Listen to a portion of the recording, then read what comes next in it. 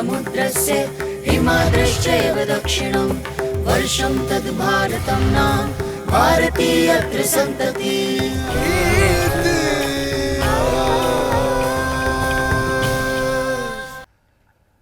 Namaste. Welcome to today's episode of Itihasa. Itihasa, itihi asa. This is indeed what happened. When we think of Itihasa, we usually tend to think of the Ramayana and the Mahabharata. More the second, because those expressions, Itihasa, are particularly used for the Ramayana and the Mahabharata. Today's episode of Itihasa focuses on the Mahabharata.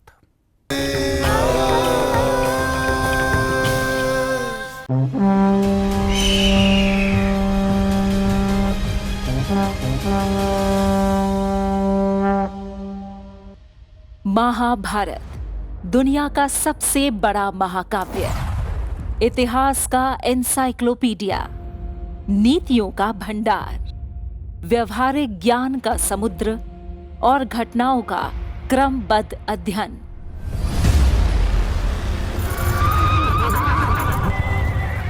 Mahabharat संग्रह है कुरुक्षेत्र के पवित्र मैदान में भगवान श्री कृष्ण के श्रीमुख से दिए जाने वाले गीता के ज्ञान का। महाभारत कथा है भारत की सदियों पुरानी सभ्यता की, अधर्म पर धर्म के विजय की, कौरवों के हार की, पांडवों के जीत की, कुंती के त्याग की, द्रौपदी की प्रतिज्ञा की।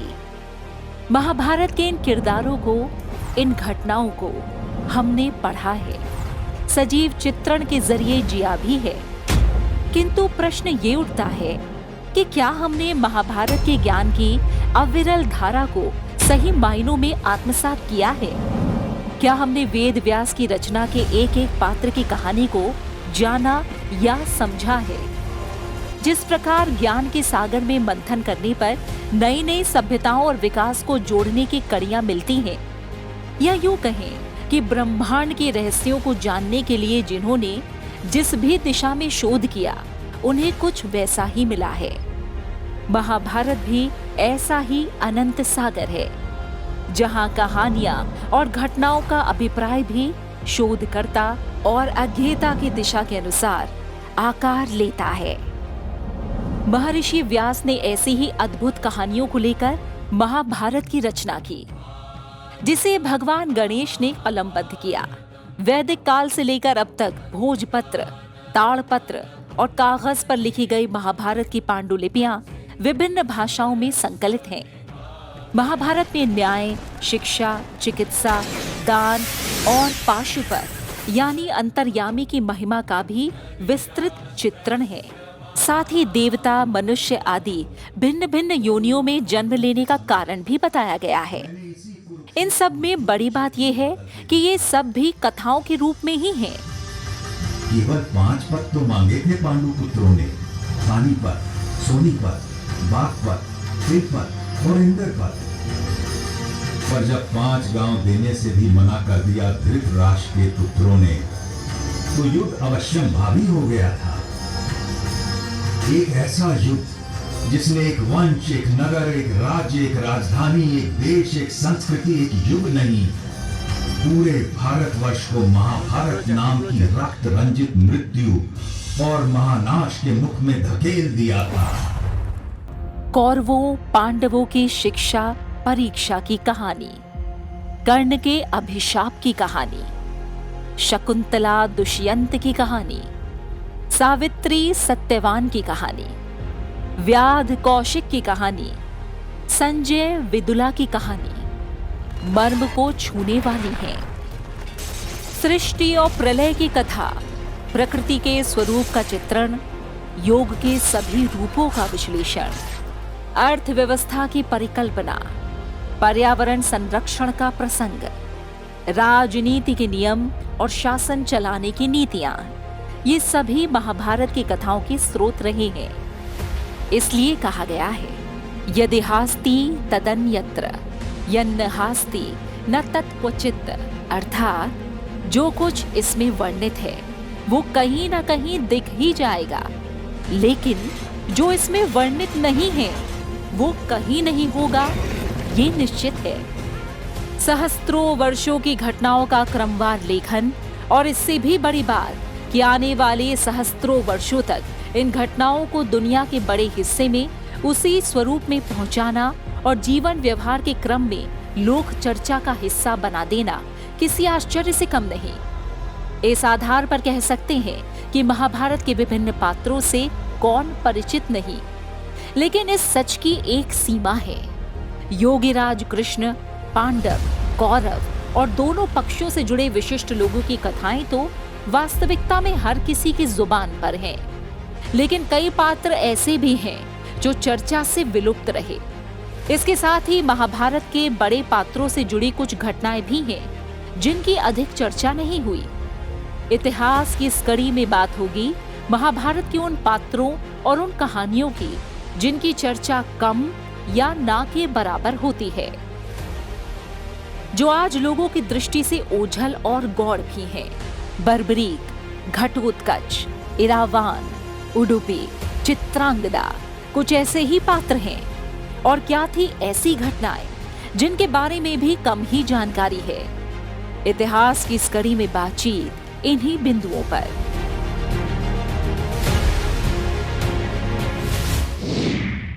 Everyone knows the story of the Mahabharata, or at least we think we know the story of the Mahabharata.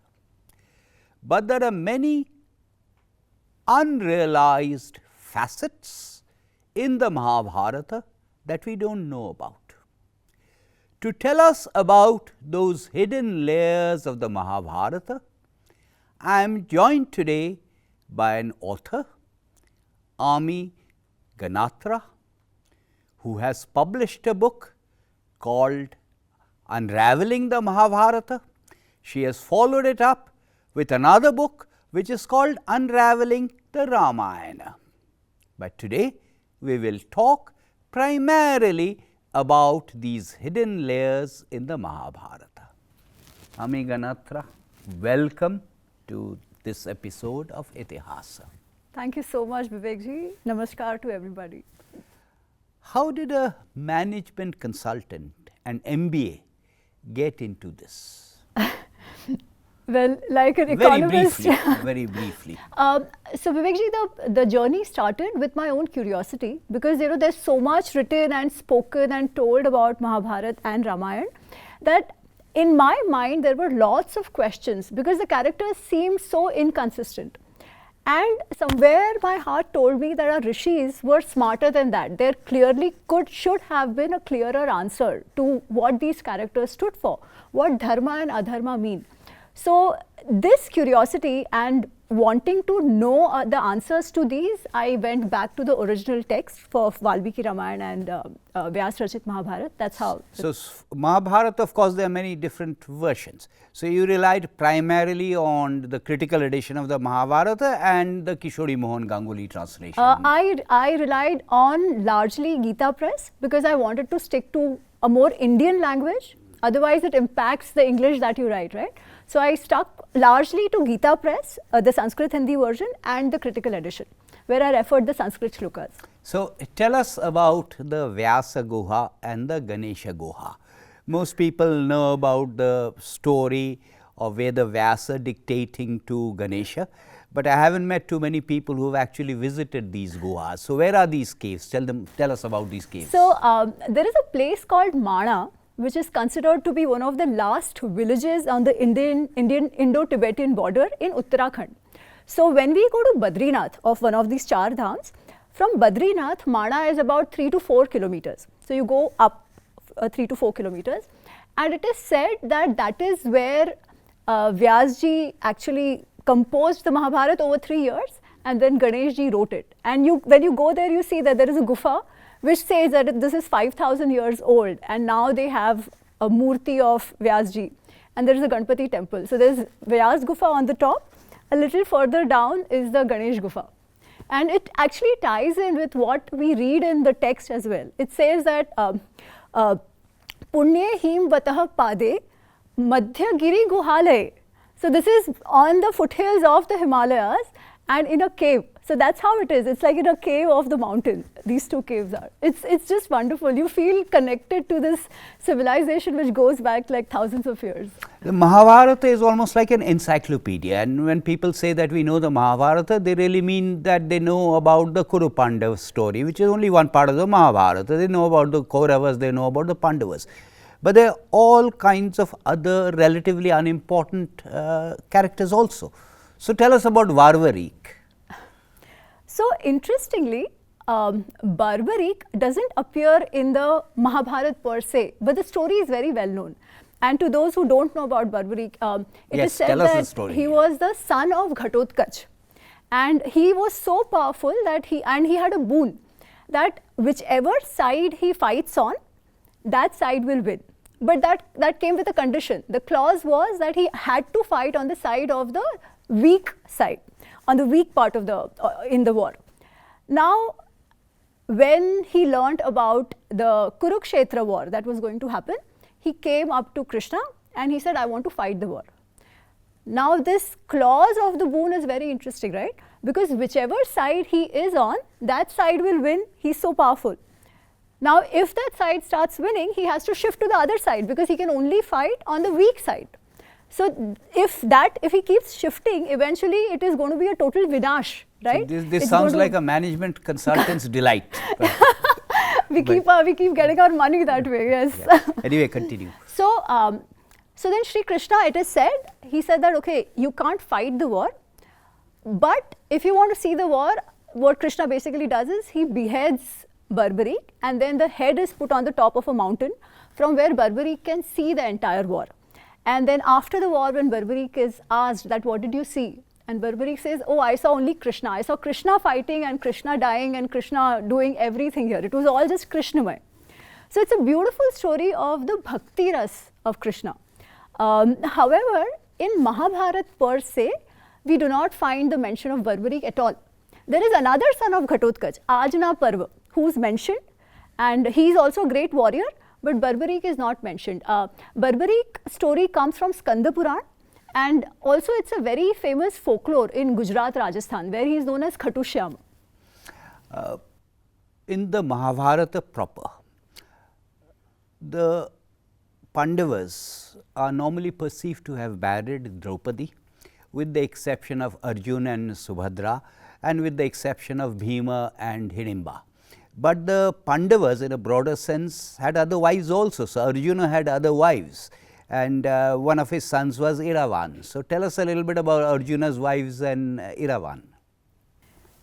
So Arjun, his character, he's a very desirable person, even in Mahabharata. His description, his skills. So people were always, women were attracted to him. Now the story of Iravan, so Iravan's mother is Ulupi, who was a Naga princess. It so happens that once when Yudhishthir and Draupadi are sitting together, Arjun walks in because he has to get his astras to help a Brahmin. But he violates a code of conduct that was laid out because the 5 Pandavas were married to one woman and they had a code of conduct around it. So then he decides that I have to go on a 12-year pilgrimage because I violated the code of conduct. While going, he reaches Haridwar. And in Haridwar, he's taking bath in the Ganges, in the Ganga, and Ulupi sees him. And she's overcome with desire. So she approaches Arjun. It's actually a very fascinating story. She approaches Arjun and she's like, I desire you, you need to satisfy me. But Arjun is like, I'm on a brahmacharya vrat because Which was part of the pledge. Exactly, I'm on a vrata, I can't violate that. And she's like, your vrata is with respect to Draupadi, not with respect to any other woman. And interestingly, she adds that even if you do violate your vrata, the punya that you gain by satisfying a woman who is in desire is a lot more.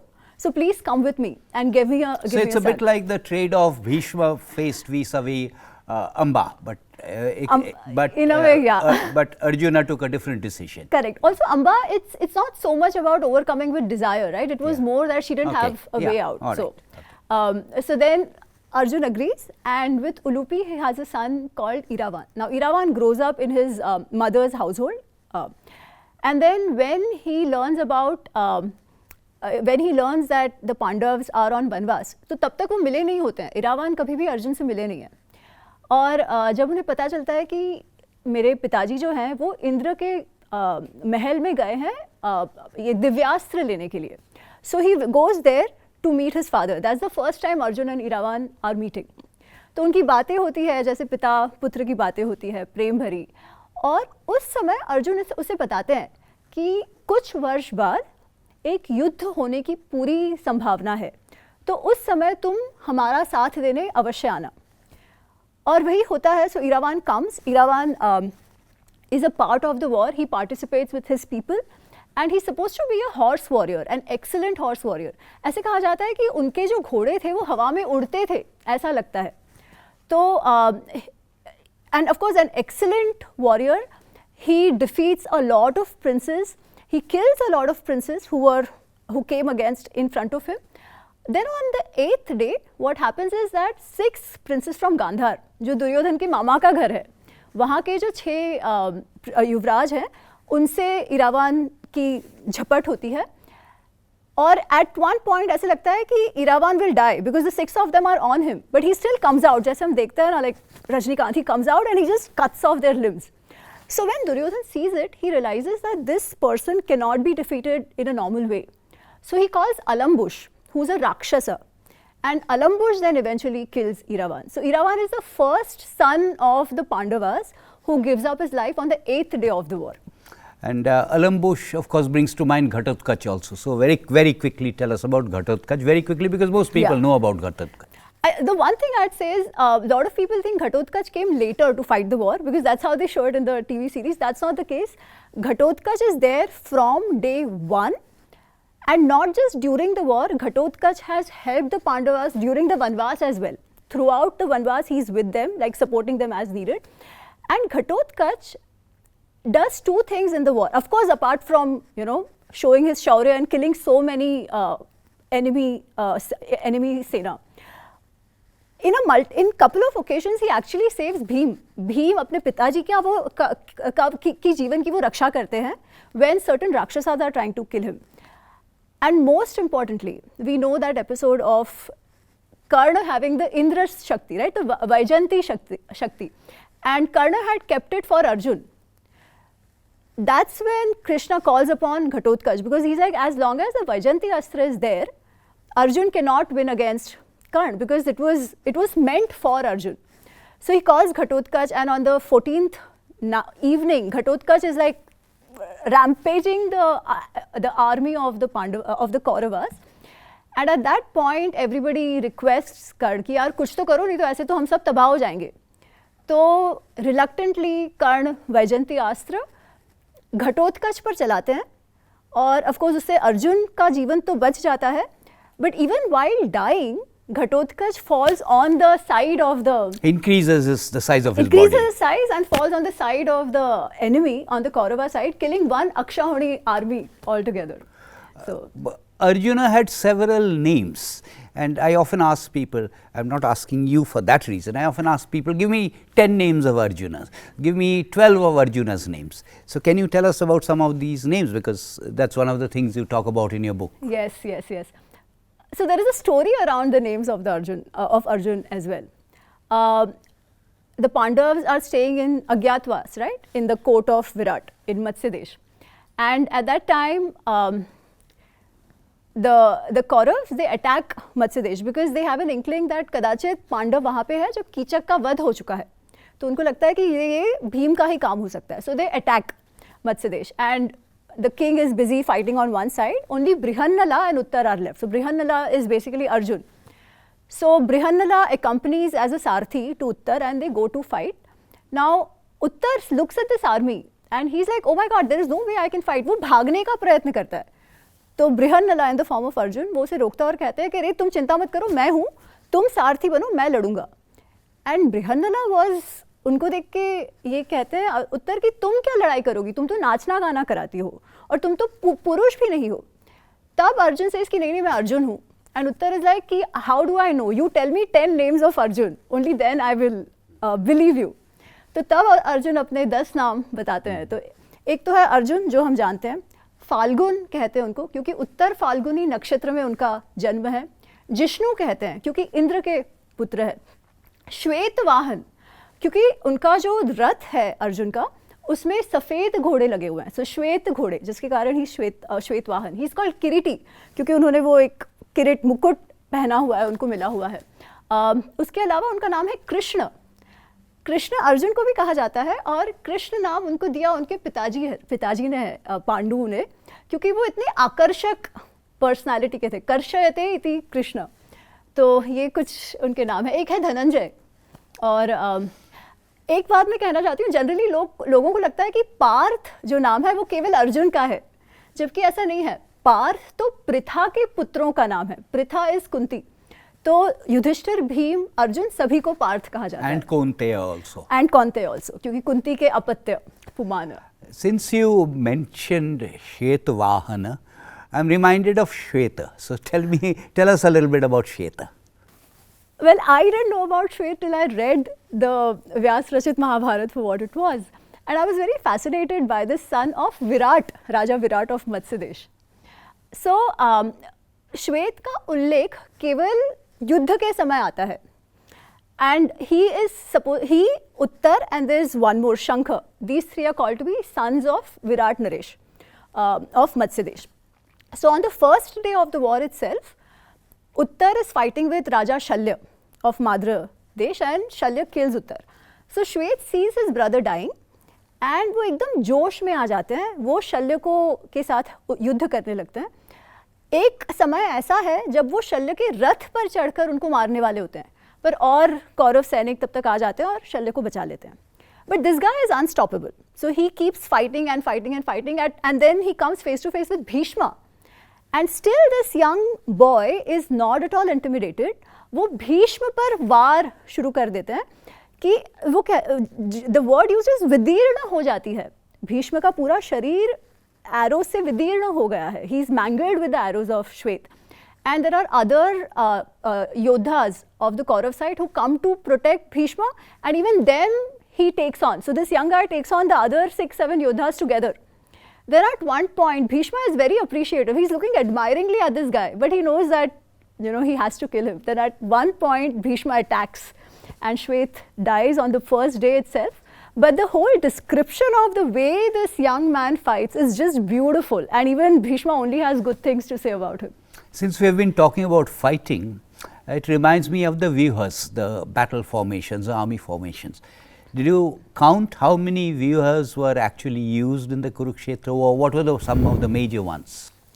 So in the Kurukshetra war, so vyuhas, for everybody's benefit, they are the arrangement of the armies. जो सेना का alignment होता है army में, which we have even today, strategic formations. They were there then as well.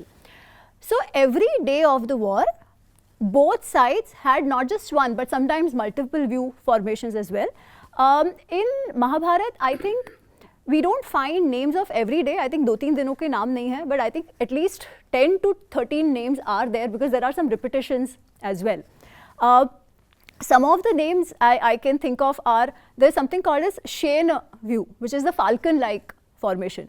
The most popular, which everybody knows of, it's the Chakra view, which is actually Dronacharya sets it up for Yudhishthir, but Abhimanyu, he knows how to enter and he cannot come out.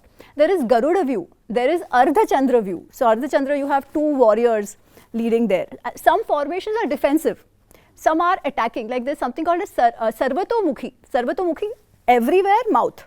So basically you can attack from everywhere. It is an offensive position. Then there is Vajra view. So in Vajra view, it's like a diamond shaped formation, like a lightning bolt, if I may, where you have, of course, warriors every side, but you protect your king inside. So that is a defensive position.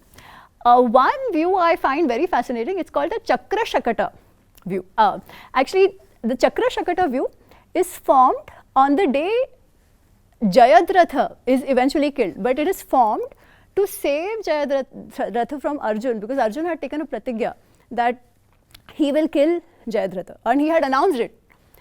Krishna was not happy about it, but nevertheless. So, the clause was Arjun had said that either I kill Jayadratha or I jump into the fire and kill myself.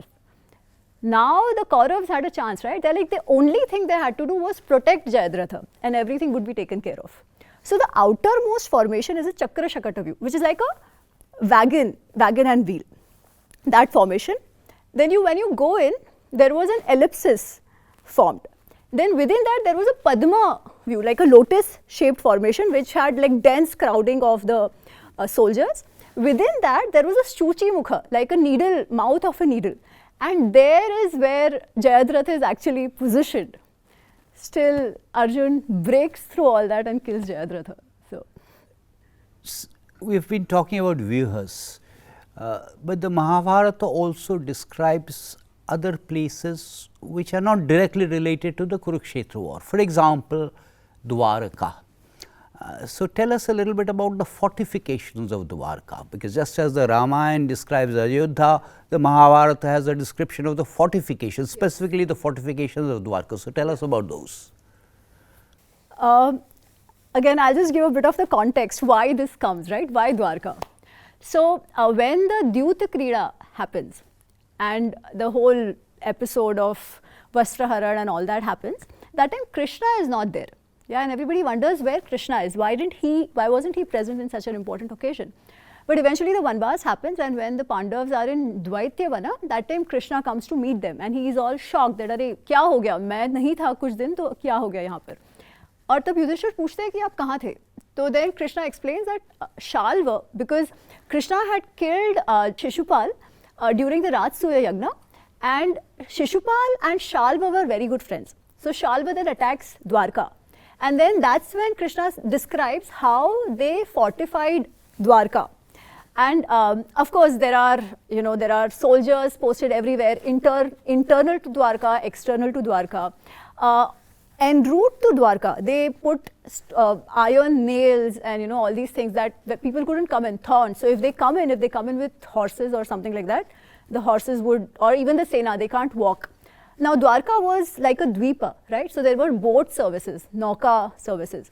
Those were stopped. The bridges coming to Dwarka were cut off. Within the city, they dug underground tunnels. Like we have underground shelters today, there were underground shelters even then for safety when the army attacks. Some interesting policies that I found was that across Dwarka, जो हम कहते हैं ना कि दारूबंदी, तो दारूबंदी कर दी थी पूरे द्वारका में कि युद्ध के दौरान. And what was even more interesting is that all the natta natya, जो actors, performers होते हैं, they were asked to leave the city. None of these fine arts, performing arts wala artists were allowed to stay in, because many a times they come in as spies. So they were all asked to leave the city. And then all the soldiers that were recruited, they were given वेतन beforehand. पहले ही उनको वेतन दे दिया था, ताकि उनको ये ना लगे कि हमारे परिवार का क्या होगा, तो उनको पहले ही वेतन भी दे दिया था. तो इस तरीके से कुछ डिस्क्रिप्शन आता है द्वारका के फोर्टिफिकेशन का. Ami Ganatra, thank you very much for joining us today. We could have gone on and on with something like the Mahabharata, but thank you for telling us some things about the Mahabharata that many people are not aware of. Thank you so much. In the next episode of Itihasa, we will be joined by Chamu Krishna Shastri. I will be in conversation with him about Sanskrita, its historical importance, its importance today, and also we will talk about Matri Bhasha, the mother tongue. Sanskrit भाषा सरला अस्ति, संभाषण योग्या अस्ति. सर्वाः भारतीय भाषाः अपि सरलाः. सर्वाः भारतीय भाषाः केवलं भाषाः न, भारतस्य जीवन दर्शनम् अस्ति.